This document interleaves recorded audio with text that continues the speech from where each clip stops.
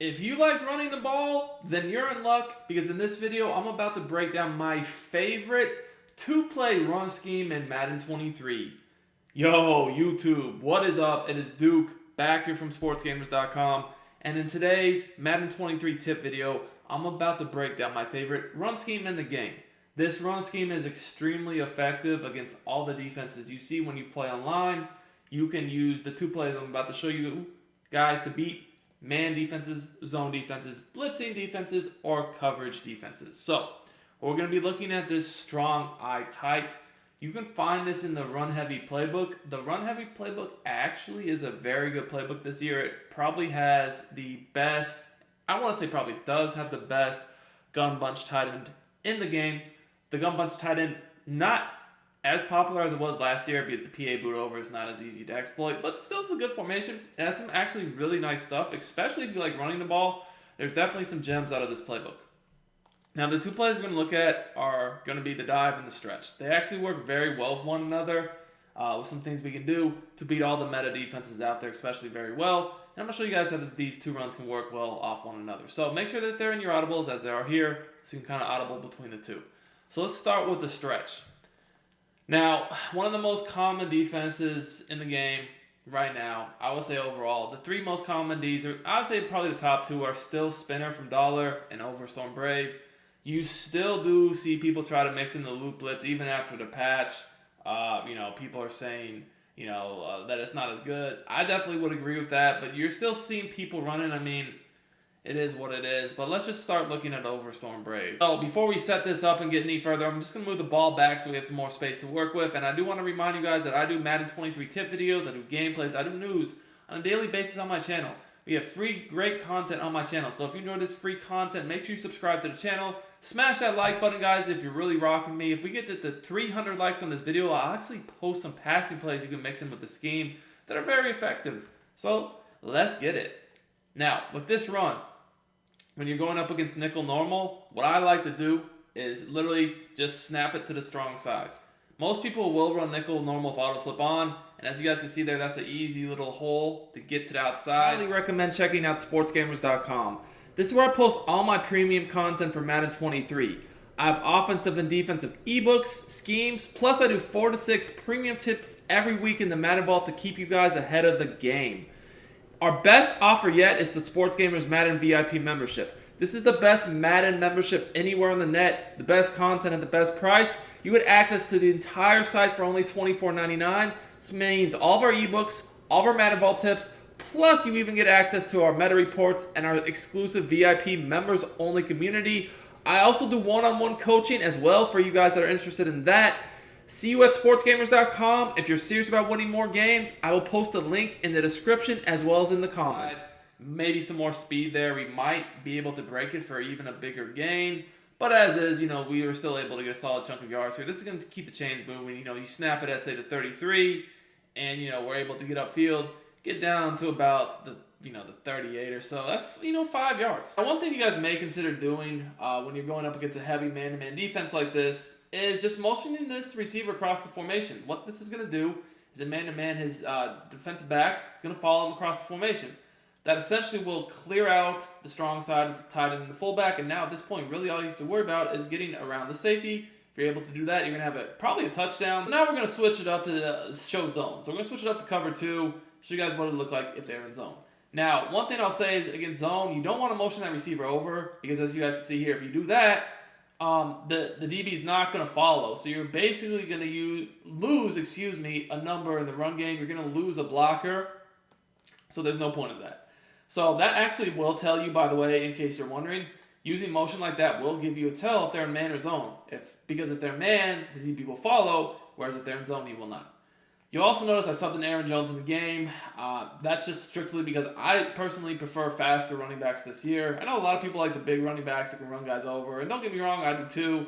But at the end of the day, I would rather have those extra 2 speed points because I already know that, that's going to allow me, if I do get to the edge, to have more potential to turn those 5-10 yard runs into huge plays, maybe even touchdowns. And to me, I'm going to take that all day long. This game is a more defensive game, than it was last year.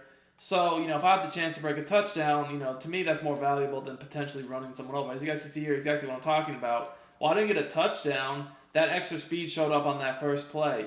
Now I was able to get out, and instead of, getting 5 to 10 yards, the blocking was really good. I was able to get a much bigger run here. Really, at this point, he had the angle on me, so all I could try to do was juke, make him miss. And, still, though, very positive run. So you guys can see that, if they're in zone, and we'll audible to something else this time, we'll go cover two drop. This stretch still is very, very effective against zone 2. The thing against zone is, like I said, you're not going to have the safeties attack you as aggressively as they will have cover 0. So you just got to be a little bit more patient following your blocks. When they're kind of in those cover 0 defenses, it's really easy to just get that safety kicked out and blocked with these good runs. But when they're in zone, they don't attack the line so aggressively like that. Like here, we're back in cover 0. We're in spinner, right? So you're going to notice that these safeties are going to come down hard on the run, just like that. See? So he's easily able to get blocked. Now it's just literally just hopefully that receiver blocks the DB. He didn't there. Now another thing I want to point out, and I've said this a lot this year, is this run has the receiver on that little assignment where he is going vertically downfield in that gray line, right? That's a runoff. If you guys take a look at the replay, when they're in man, the DBs, they don't even recognize this as a run play at first. They just run downfield with the receiver as if it's a pass play when they're in man, right? So if you put the runoff elite ability on your receiver, it'll actually work much better. He'll actually basically run them out of the stands. And that's obviously an exaggeration, but it does work better. You guys can see here, he doesn't recognize it's actually a run play until about 10 yards down the field. He actually did it the last second there. Luckily, otherwise it's probably, again, would have been a huge play if not a touchdown. Still a pretty big run there, right? And that's why, to me, it's easier to consistently get big runs against man. Now, don't get me wrong. You still can get big runs against zone 2. Just you're going to see, this is cover 2. It's a little bit different. We're not looking to go so far to the outside because against zone, A, you don't see those DBs getting ran off the ball on the outside over the receiver. And B, unless it's cover 4, you don't see the safeties just shooting down immediately to run. Look, the safeties take about 2 to 3 steps back before they even react to the run. And this corner over here, he's, engaged, trying to get off the block, right? He's not running as if he thinks it's a pass. So I still do get a good game, but you guys see I'm kind of cutting up between those blocks instead of just going directly to the outside. So you do need a little bit more vision and patience against zone. Now you're probably wondering when to use the dive. Well, so for me, the dive is pretty self-explanatory when I use it. So if I see somebody in a defense like that we were just in, like cover 2, but see, they keep their D-line or they just keep their defense in general more spread out like this, I'm going to just audible to the dive because a lot of these defenses this year, people will pinch the entire defense and that, brings the DBs up in the box, it pinches the D-line and linebackers. Those defenses are really easy to run stretch on. But if someone doesn't do this and keeps their defense or their D-line especially spread out, why not just run dive? And the dive is definitely not as big of a play potential as the stretch. Right there, we get 5 or 6 yards, something like that. But, you do need to run the dive in the proper time. Because you guys see, if you try to force stretch against a more spread out look, you might only get a couple yards or not that great of a play. Because it's not the right time to run it. But if we audible to the dive and just take what's there, we have the ability to get a lot more consistent gains up the middle. So just be smart. If you see them spread out, call the dive. Because by calling the dive, even if you only get 4 yards, you do a dive 3 times, get 4 yards each, that's 12 yards, that's the first down. That's going to make them start pinching their entire defense, and that's then going to allow you to get more yards. Now, lastly, I want to look at just a cover 4, because that is zone, but the safeties do get more aggressive out of cover 4. So it's kind of the same thing, guys. If they're going to be more spread out like this, again, I would always just recommend audibling to the dive. Again, you get those 4, 5, 6, 7, 8 yard gains. You don't think they're the biggest plays in the world, but they're what we need. That time was actually a little bit longer. We'll definitely take that. Again, with the dive, you're looking to attack up the middle, but you can cut back left. You don't always have to follow the fullback. I saw a better hole to the left, so cut back up. Actually fell forward a few times for some extra yardage.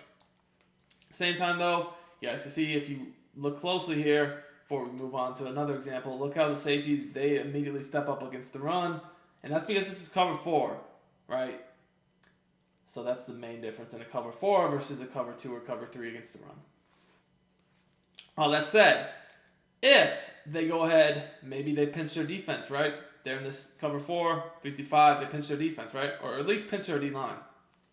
At this point, you're fine running the stretch. I would not recommend running dive against this look. It's too, pinched, too compressed up in the middle, right? Too much traffic to really work through. However, that lets you know stretch is going to be a good play call. This year, it's really difficult to stop stretches if you're going to pinch your defense or the D-line.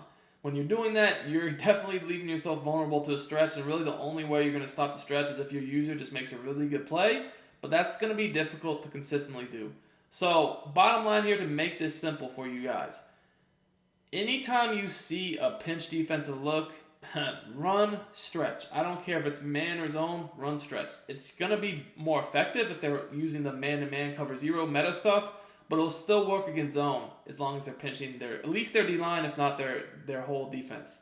Now, if they keep it kind of like spread out, especially if they're in a 3-man line, whether it be a dollar, a 3-3, nickel, whatever, 3-5, whatever you want to call it, run dive. Again, you're not always going to get the huge runs with dive, but it's going to be the runs that move the chains and also make them adjust to stop the inside run, which will then open up the stretch, which will be probably the run you get the bigger gains off of. So, hope you guys enjoyed this run scheme. Like I said, this is my favorite 2-play run scheme in the game. It is very easy to use, but it's very effective and hard to stop. If you guys enjoyed this video, make sure to smash that like button, and I'll be back soon with some more great content. Until next time, I'm out of here.